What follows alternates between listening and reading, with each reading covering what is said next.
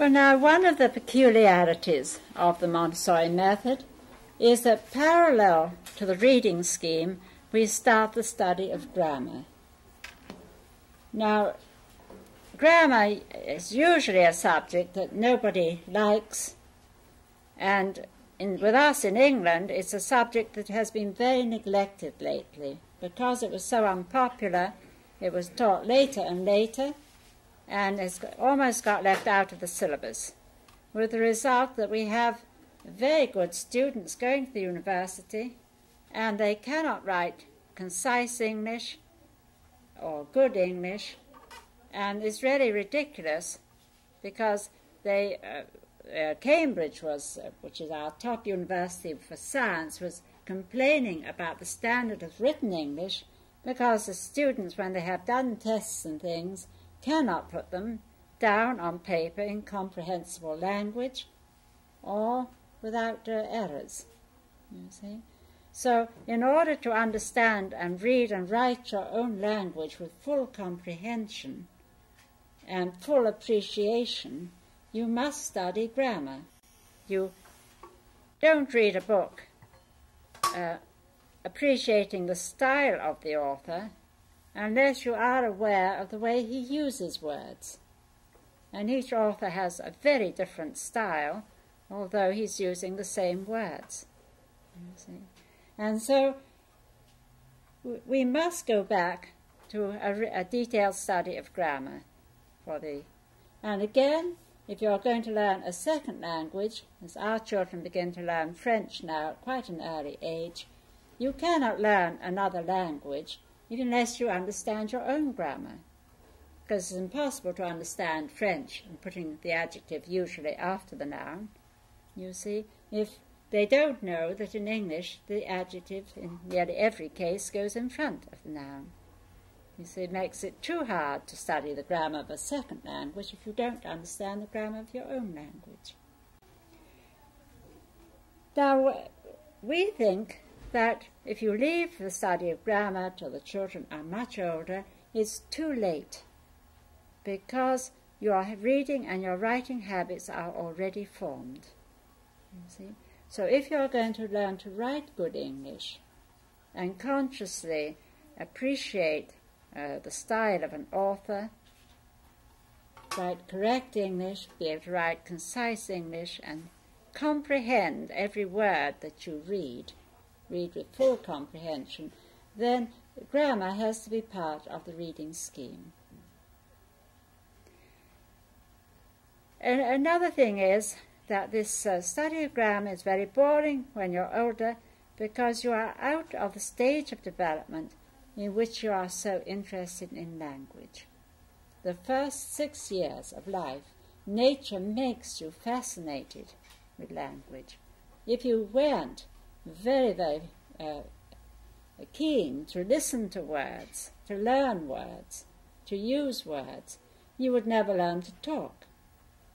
You see, the baby cries when he's only a few days old.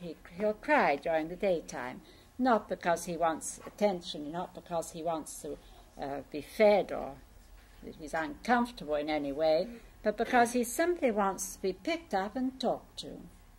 You see, he doesn't know that language exists, but he wants his mother to pick him up and rock him and pet him and talk to him. And he concentrates very, very hard. In that first year of life, he works tremendously hard. So that by a year of age, he has practiced babbling syllables. He's practiced all the lip, mouth, and tongue movements. You know how they put their tongues in and out, and they work their cheek muscles, and they dribble at that stage, because they are practicing all the movements necessary for speech. See? And they end up with a language. Well, this interest in language continues, so that between 2.5 when language should be complete, that is, they should be speaking in full sentences and syntax should be correct, they go on simply amassing words so that you can use as many words as you like, and the children just absorb them without any explanation, you see. So there's this vital interest in language, and that is why at about 4.5, they go into the reading scheme with such enthusiasm. You see, they are so interested in language that the interest in the spoken language will transfer to the written language. And at this age, they are passionately fond of the grammar, you see, because it's the natural age to be interested in language. So, as soon as your children can read the longer phonetic words, you start giving them exercises on the grammar which are phonetic. And it's the noun, the adjective, the verb that we shall add to the phonetic scheme. Naturally, at this age, children are not going to be interested in rules and definitions. It's when they are 7 that they begin to want to know why for everything. They like rules. They want to know the reasons for everything. And it's then they will like the definitions of the parts of speech. So at first, we don't worry them about the definitions. We just give them practice in using words, verbs, adjectives, nouns. You'll see as I go along. But we differentiate each group with a colour. You see. Now all the work on the noun will be on black. And black was chosen because Dr. Montessori thought it suited the noun. It's sort of heavy, immobile. It rather suits a noun, which is static. Now, one of the exercises we can give the child is to give them phonetic words written on black cards. And you use white ink, because white, you can buy little bottles of ink with a small, short pen, and it's quite easy to use. And you look round your classroom, and you see how many words, objects in your classroom have phonetic names. You think of a few. Desk. Yes. Rug. Pen. Map. No, pencil, no, it's a soft C. Clock. You see? Yes. No, that's AR. Hand, flag. You very soon find that you've got 20, 30 words. Mug, pot. You know? Yeah, that you have more words than you realise once you begin to look for them. You probably end up with 20 or 30 words. And you put them in a black box. And the box can have a heading card on it which says noun. You see? And all our heading cards are either in buff or grey. Mine are in grey because it was easier to get that coloured paper. A nondescript colour, you see. And the word is written quite clearly. So the box would be labelled noun, and you would just take the box to the child's table, and you would take out the word noun, and you would show him this says noun, and you would put the word noun up at the top of the table, and you don't try and din it into him, you know. You don't have to hit words in with a sledgehammer. You just say, all these words on black are called nouns. You see? And that's it.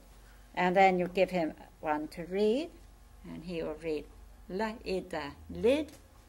Well, or we could put that on the lid of the box, couldn't we? You see? Now, read this one, and the child reads ma-a-pa, map. Or you could go and put that on the map. And then another one, which is clock. Peg. Rod. Depends on your classroom. So he box, boxa, box, and he goes and puts that against the box. You see? Kahla ipa, clip. Dustpan.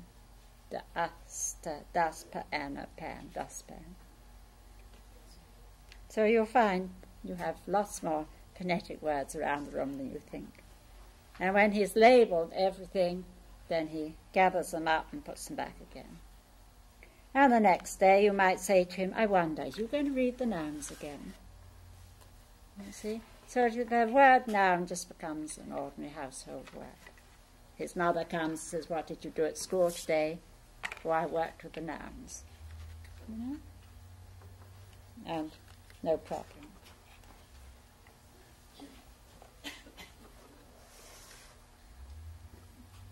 Well, perhaps before I put that out, I'll show you the verb. Oh, it's nice, too, to play a little game on the nouns. If you have the children waiting for a few minutes because their dinner isn't quite ready or the parents haven't come for them, they can sit in a circle and you can play the game in which you ask for something without mentioning what you want. You say, "Jimmy, would you bring me?" "Bring me? Oh, bring it for me, Jimmy." And you don't say what it is. And the children very often begin guessing and bringing you things, and you would say, "Oh, no, I didn't want a book. No, thank you, I didn't want a box." You see, at last you have to mention what you want. "I wanted the clock," or "I wanted a pencil." So they realize that you can't talk about anything without saying its name. And the first time, they, in great puzzlement, try and find you all these things. And Dr. Montessori used to say, "Give me, Mary, give me, give me." You see, at last she'd say, "Give me a kiss." And well, now the verb. The colour there is red. We have a red box marked verb. And you put the lid in front of the box. And inside we have verbs that can be acted, written on red card. Red, again, suits the verb. It's a very active colour, isn't it? And verb is action. And if you think, you could think of many phonetic words which the children could act. Tell me some. Yes, jump, skip, run, hop, sit, stand, clap, yes, wink, and so on. You've probably, if without much trouble, you'll probably think of 20 or 30 again, The more the better. And then you have the heading card which says verb, and you just show that to the child, and it's an unphonetic word, so you just tell him, "This says verb." Verb. Could you say verb? Yes. And all the words on red are called verbs. And you put that up at the top of the table. You see? Now, let's see. Could you read that? And the child will read jump. Yes, that says jump. Could you stand up and jump? Now, we've done that one, so we put it in a lid, because we don't want to get it a second time. What about this one? Could you read that? Skip. Yes. Could you do that? Could you skip?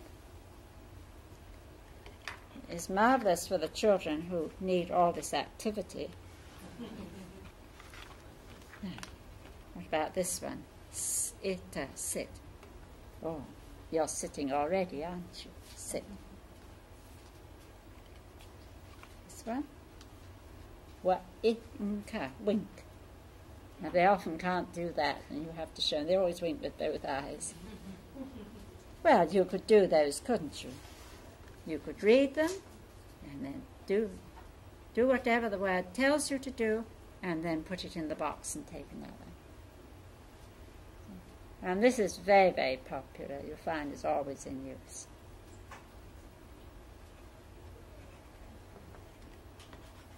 But they do understand, through the exercise, that the verb is action.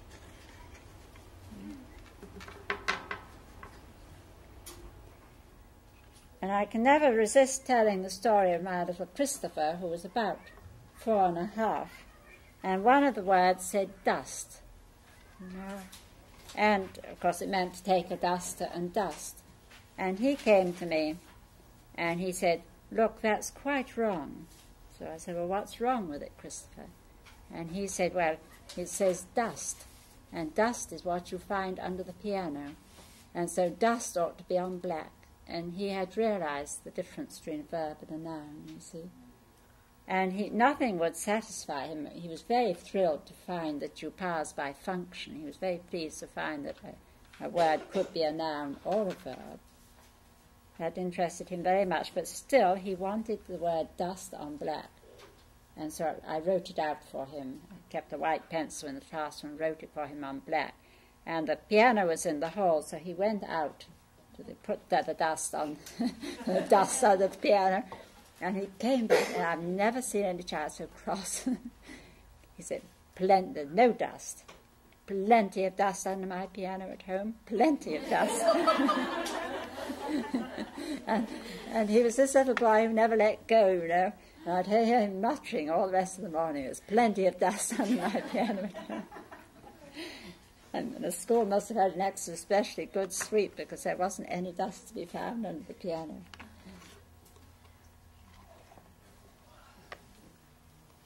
So that's a very nice exercise, again, for phonetic reading and for beginning to understand the function of words.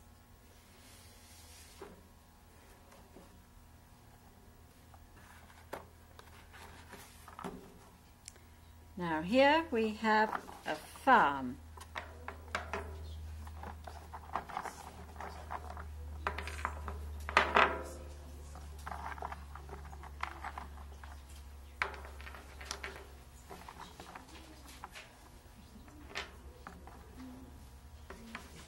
Now this particular farm is an English farm. It is extremely nice because the animals have really been studied, and when you look at it they are very lifelike. You see the pig has a little curly tail, and all the little piglets do really look exactly like little piglets. They've studied the way the animal stands and what it does. They reproduce it very well indeed. I find it very good for the town children who don't know what the animals are like. See, there's the ram. And in this first box we will only have objects, animals whose names are phonetic. Now, here's a little girl,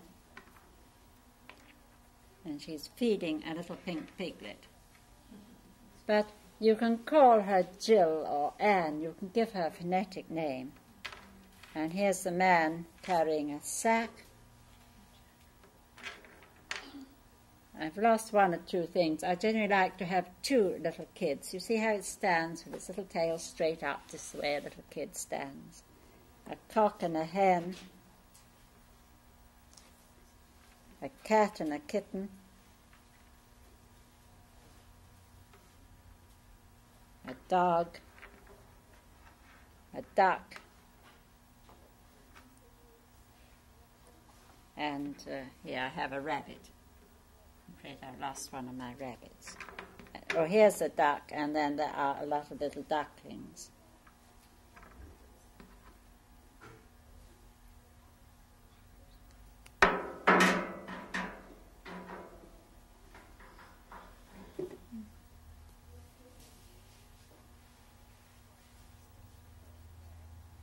There are 4 pieces of stone wall that fit together and make what we call a PEN. What do you use that word?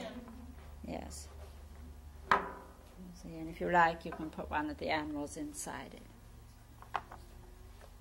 You can have a little piglet in there. Now we have the nouns. You see the names of everything written on black card with a heading card that says noun. So you would sit next to your child and you could say, perhaps he knows that word noun by now, in which case he could tell you, but otherwise you would say, now if you remember that says noun, and all these words on black are called nouns. And then you would put that up at the top of the table. We imagine the child and the teacher sitting there. You give him a word to read, pa-ika, la-eta, piglet, and he puts it by the piglet. Then the next word, ram. And if he doesn't know what a ram is, well, it's very nice for him to learn. Kitten. Kaiga, pig. And the child reads the words and matches a word to each animal. Rabbit. Ka'aka, cock. Ka'ida, kid. The aka means ducklings. Pen, hen, dog. I'm not stopping to read them. The child would sound each one out. Jill, piglets. Oh, there's that. Man, cat, duck. So everything gets a name. And that's how it's used at first. You would only have the nouns in the box, and the child would take it whenever he liked. He would read the noun card, put it at the top of the table, and read the words phonetically and match them to the objects. So he can have this as soon as he's able to read the longer phonetic words. It's parallel to that part of the reading scheme. And he does begin to associate all the words on black as a group. And he knows they're called nouns. Now, is there anything you want to ask about that? You were teaching this, and they're associating the noun with the color. Is there any problem as you transition over to black print on white paper? No, I've never had any problem at all. Just as this little boy, who was only about 4.5, could understand that dust was a noun and ought to be written on black. You see, he had understood the function, hadn't he? Or he wouldn't have been able to say that. Yes. No, it doesn't. I've never had a problem. You would begin this then as the child enters the blue material. Yes, as soon as he can manage. Yes, as soon as he can manage, which he does practically at once, to read those longer phonetic words, this will be given parallel to that blue material. And the other two pieces I've shown you, the nouns for the classroom and the verb, will be given at that stage too. And they're very popular, especially those verbs that you read and act. You know? And if it's a very noisy one, clapping your hands, and some children are vigorous, I say to them, you always can go outside to clap because it disturbs us, you know. So they go and race down the hall and come back. That is... Well, now the adjective. The adjective, the colour is royal blue.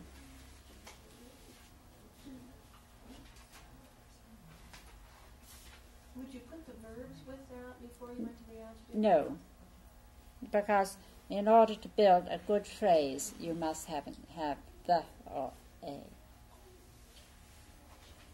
But you can play a little game to introduce the adjective again. Like you can, with your children, when you've got a few minutes to spare, you can say, someone bring me a book. Oh, I didn't want a green book. I wanted a pink book. Or bring me a box.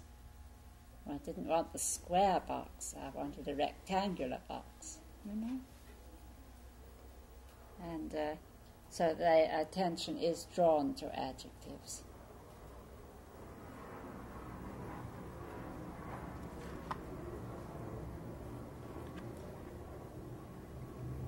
Now we have 2 packs of royal blue cards, on each of which are adjectives, and each of which has a heading card that says adjective. On one pack, we have the demonstrative adjective the, or the numerical adjective a. You know. see, throughout. And on the in the other pack, we will have adjectives that are applicable to the animals, that are suitable for use with the farm. And we just take a heading card and show it to the child, and we say, this says adjective, and all the words on blue are called adjectives. Could you say that word, adjective? No? Yes, adjective.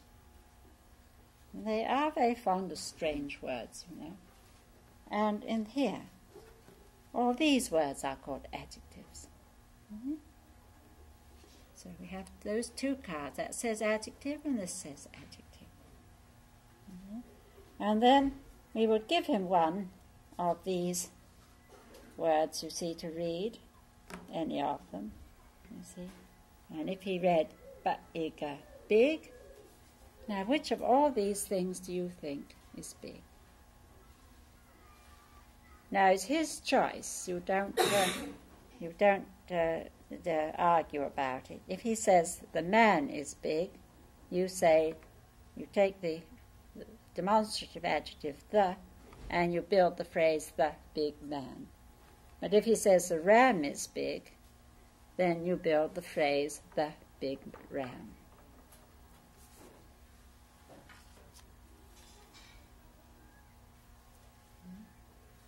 And then you take another of these, strong. You let the child read it, strong. Now, which of all these things do you think is strong? Well, you probably say the strong man. All right, you say the strong man. And you build that phrase, the strong man. You see? What in a twin? Well, what have we got to? I ought to have twin kids. So then we would say twin kids. But well, having lost one little kid, I haven't got a twin kid. Fa'ata, fat. The fat duck.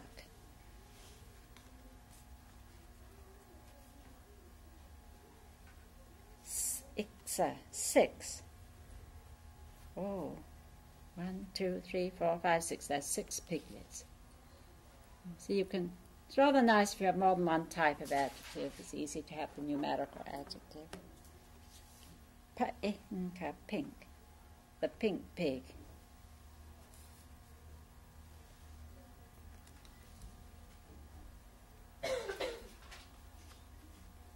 And once a child understands, you can let him go on by himself.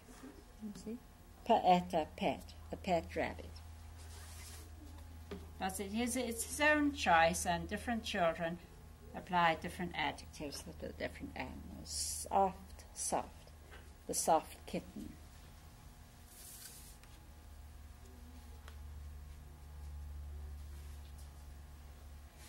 Black, the black cat.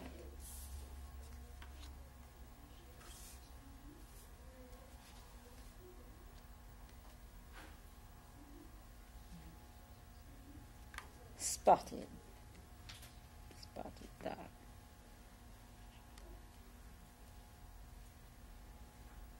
And so on. See? So the child has to discriminate in his use of adjectives. And you give him as many adjectives as you can think of that are phonetic and which are applicable to the farm. And very often, children work together. And 2 children do this together, and I find they have arguments. I want the man to be strong, but I want the man to be big. And they'll come to you for a simple thing like that, and they'll say, which is he? You see, and you could quite well say, well, he could be both. You see, you could have the big, strong man. And then they realize that anything can have more than one quality. Or they'll say, I want the man to be strong, and Jimmy wants the ram to be strong. Well, they could both be strong. Let's write another card. You see. and so on. So there is this discussion that takes place, and they do become very aware of choosing the best adjective for the purpose. It's a great help. I find this is an enormous help to composition, because when they begin to write compositions later on, they are used to picking the best adjective, you see, deliberately choosing the adjective, and they are used to using many adjectives. Whereas with most children's composition, they will find they use just only the same adjective over and over. It was a nice day, I had a nice ice cream, we had a nice ride on the elephant, you know. And here they are very aware of adjectives. Another thing that is interesting is that the colour does show the syntax. You see, in English, the adjective nearly always comes in front of the noun. The exceptions are after the verb to be, or in poetry, a poet often transposes the adjective a noun for the sake of euphony. And I've had a child as young as just 5 years come to me with a poem in which the adjective was put after the noun, and she has pointed this fact out to me. You see, because they do become very aware of language and how it's used. Well, now, after they have had this for a time, then you can add the verbs, and you have your verbs that can be used with the farm written on red. You would have your verb card, which says verb. They've already had the name verb with the verbs which they acted, so perhaps they know the word and tell you, and otherwise you tell them that, remember, that says verb, and all the cards on red you remember are verbs. And that just goes up at the top of the table, you see, and they can read a verb. You see. Go, read this one. Grunts. Oh, the pink pig grunts. Now we're getting a sentence.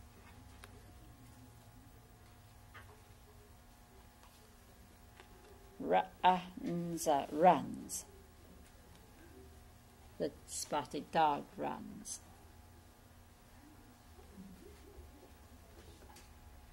Has.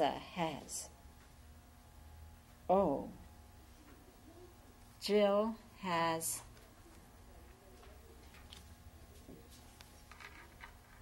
a piglet.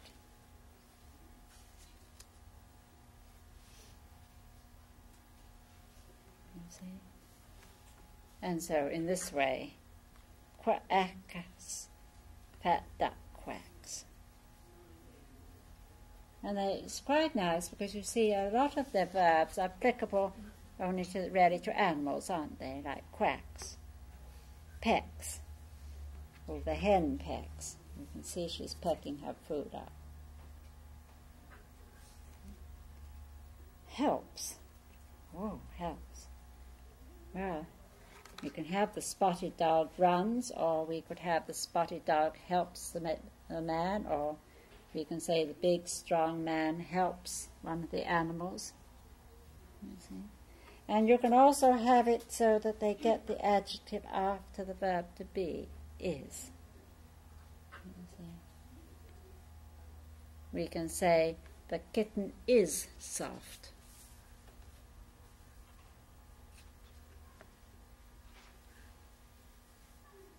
So that they see that. And so, again, you give them as many verbs as you can think of, which are phonetic, but which are also applicable to the farm animals. Do you do any explaining about is and was and has, and the fact that they've only done action verbs to this point, haven't they? It really depends. You are there to help any child who needs help. A lot of the children don't need it because it's the language they're using. But in some cases, if they are not sure and they come to you, you just show them anything that they need to be shown. If they would put then the man is and leave it that Oh, they never do. They will put the man is fat, or they might put the strong man is big. You were saying earlier that it's important to use capitalization and punctuation. Does this cause any problem? Well, here it's almost impossible to, Yeah, I know, but I just because they're building phrases and then they're building sentences. This is the one case when we really can't do that. This is used with the farm, I find. Because if we did, you see, they might, if you had, say, Jill has the piglet, you wouldn't want them to take that with a capital. Right. So it's just about impossible to follow Do that. the kids ever notice that, though? I've not had them. No, I've never had that happen. Because they're still pretty young. It'd be quite interesting. You might find that somebody noticed it one day, but I never have had that come up. Because they are very observant. It takes a little while to build up the sentences, of course. They've used the adjectives for some time before you introduce the verb.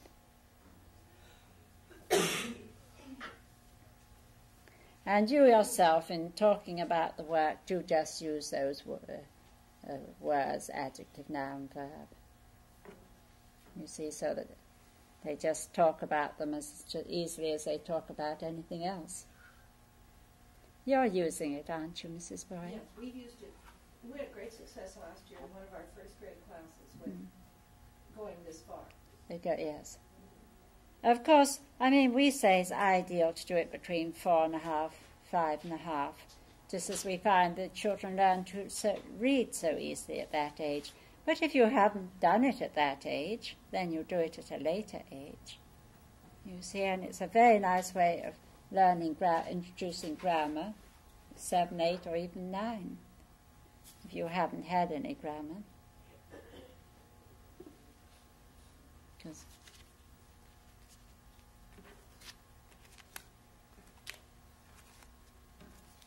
And naturally, a lot of the city children don't know the names of the animals or don't know what the animals are like, and find it's a very educative piece of material for them, just because the animals are so like the real ones.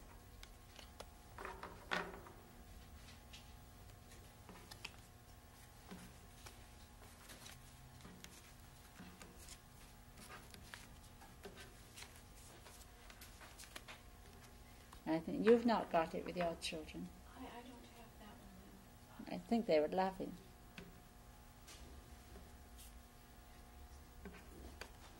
Well, I think that's as far as we'll go this morning. That's a lot for you to think about, isn't it? And then, At this point, I'd just like to say for the staff that we do have the farms. I do have the pen and the ink, and so they may create their farms this afternoon. If they oh, wonderful. That will be good.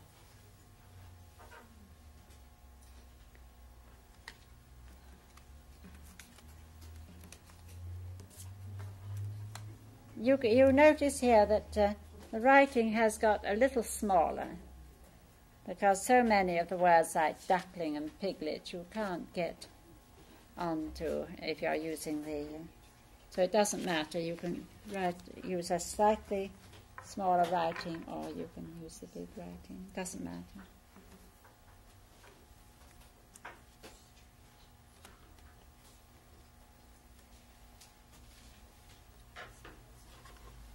And it'd be helpful to make it while you've got the material to copy. And I can see how you write as well.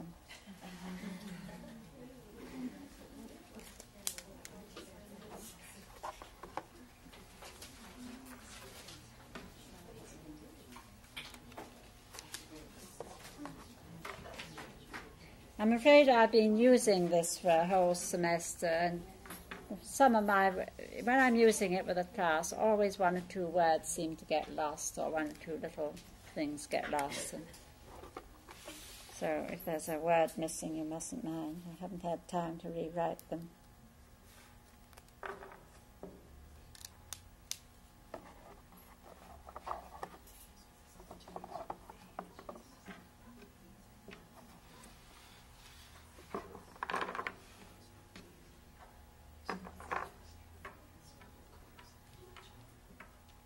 used to have one black piglet, but I can't get it anymore.